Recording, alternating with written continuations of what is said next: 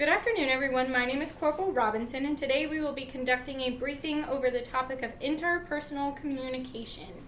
I would like to start off with stating that the overall classification of the information in this brief is unclassified, and then also I would like to extend a thank you to Staff Sergeant Schindler for being in attendance today, and just let you know that I appreciate your time in being here today. So our agenda for this briefing, to give you guys an overview of what to expect, we will be starting out with a brief introduction, just introducing the topic of interpersonal communication and why it's important. Then we will delve into our three subtopics of verbal communication, nonverbal communication, and active listening, followed by a brief summary and then an opportunity for questions. That being said, you do not have to hold your questions till the end. If you have anything to ask or anything to add at any point, feel free to raise your hand and I will call on you. I would like to have participation from the attendees of this class today to keep this brief moving and keep it interesting. So our introduction, what? So today we are going to discuss the importance of having excellent interpersonal communication skills, both as soldiers and as leaders. These skills include verbal communication skills, nonverbal communication skills, and active listening skills. Why? So the purpose of this briefing is to enable all the soldiers in attendance to be effective communicators. So just a statistic to drive home the importance of this briefing, 75% of working adults state that effective communication is the number one skill needed to be an effective leader. Only 33% of working adults feel that their leaders are effective communicators. So that just drives home that this is indeed an important subject and that there is plenty of room for improvement in this area.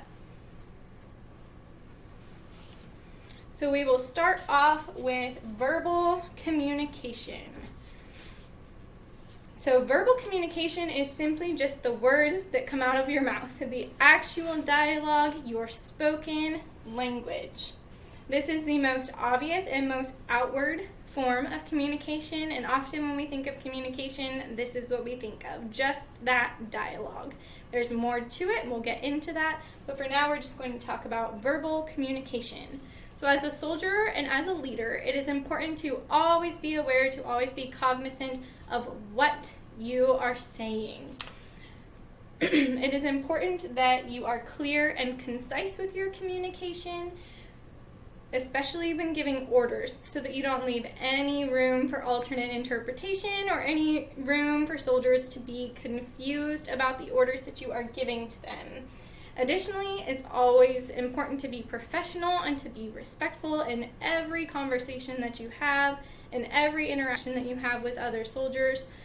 And then lastly, we are an Army that is growing in diversity by the day, making it more and more important to choose your words carefully and to choose language that is free of bias, prejudice, or any offensive terms.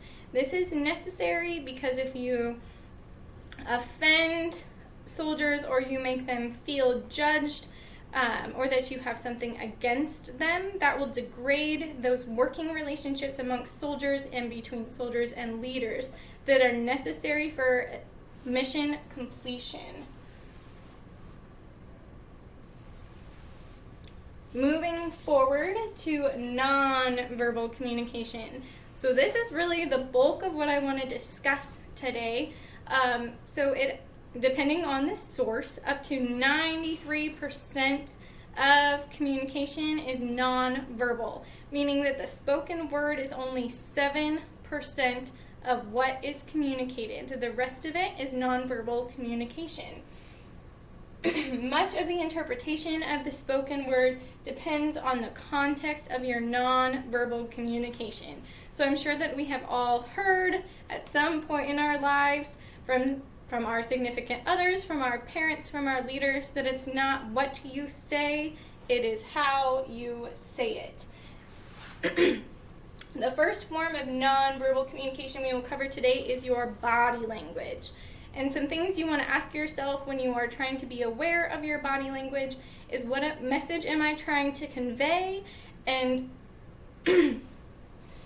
How do I want my communication to be received? If what you're conveying through your body language does not match the message that you are wishing to send out, there's a little bit of room for improvement there. So as soldiers, as leaders, we often want to convey professionalism and openness and also respect.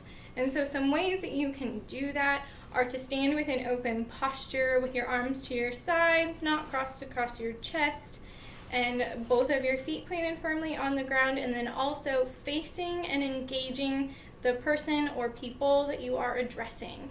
And one way to kind of convey that openness is to have eye contact with the people that you are speaking with. So if you're speaking to an individual, you can hold eye contact for as long as comfortable. And if you are speaking to a group, you can make eye contact with an individual, hold your gaze for a few seconds, and then move on to the next so that you are engaging everyone with your body language. So alternatively, some negative body language that you might see is crossing of arms, gazing in the opposite direction, and just kind of conveying overall some disrespect and some disinterest. And if you are conveying that you don't care about the conversation, you are not sending that message of respect. And it's so important to make sure that everyone within the ranks feels respected and validated. Next, we will talk about tone. So, like I said, it's not what you say, it's how you say it. And especially if you are the person initiating the conversation, your tone is of the utmost importance. If you start out a conversation with an angry tone, you can best believe that you are going to have an angry conversation. Whereas if you come at a conversation with a calm, cool, professional manner, that will most likely be the nature of the conversation that you are having. Lastly, we will talk about pitch.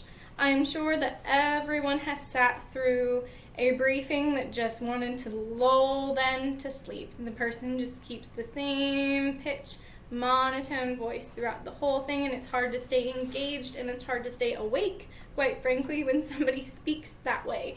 So the pitch of your voice and using inflection, changing up that pitch, helps to convey interest, helps to convey energy, and helps to convey passion to your audience, to who you're speaking to. I can guarantee you that if you are not conveying that you care about what you're talking about, nobody in your audience is going to care what you are talking about.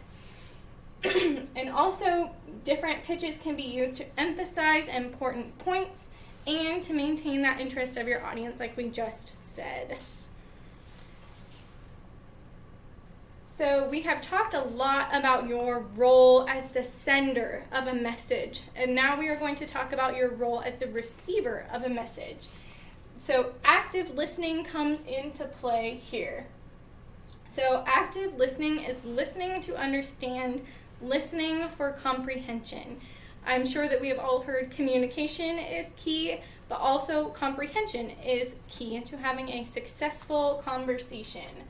So listening actively, listening to understand, conveys respect and then also provides validation to who you're speaking with, that you are interested in what you're saying, that you are attempting to understand, and that allows you to provide meaningful, well thought out responses, and that just enhances the quality of the dialogue.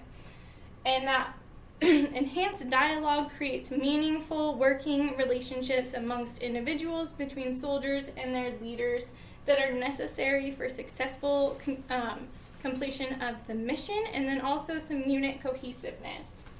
And it just opens the conversation to receive constructive feedback on either side of the fence, and it also allows the leader to get to know their soldier and get to know the needs of their soldier so they can assist them in any way that they can. So in summary, communication is the foundation of successful mission completion. It allows for cohesiveness and comprehension needed to successfully carry out the mission and creates a culture of teamwork and of respect. Excellent interpersonal communication skills are necessary for every soldier within the Army's ranks and are even more important for leadership. It is necessary for everyone in the Army to place these skills as a high priority on their priority list so that we can make sure that we are successful in completing our mission and then also successful in improving the Army as an organization. So this will conclude my brief, pending any questions. And if there are no questions and we have in fact concluded our brief, I do not have anything else for you today, and you will be released to your platoon sergeants for further direction.